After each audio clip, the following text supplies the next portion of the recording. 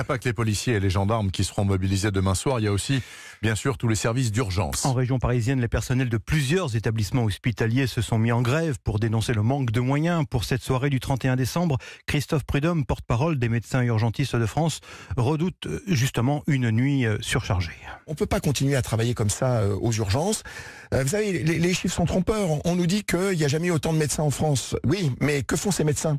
Le nombre de généralistes médecins traitants diminue. Donc, du coup, tout le monde appelle le SAMU ? Tout le monde appelle le SAMU, vient aux urgences par défaut. Mais ils essayent, les gens, de trouver un médecin avant. Et moi, je n'accepte pas que des politiques ou des médecins disent que les gens viennent pour rien aux urgences pour de la bobologie. Vous voyez, quand vous avez 42 fièvres et mal à la tête, on considère que c'est pas très grave et puis on vous fait attendre. Et puis ça se termine mal parce que si on vous réévalue pas dans l'heure qui suit, eh bien ça peut être, heureusement, dans un cas sur 100 000, ça peut être une méningite, une pathologie qui évolue très rapidement et qui peut aboutir à un décès. Voilà, donc l'engorgement des services d'urgence, on le sait. Là-dessus, on a des études françaises et internationales qui montrent que quand un service d'urgence est engorgé, il y a une surmortalité.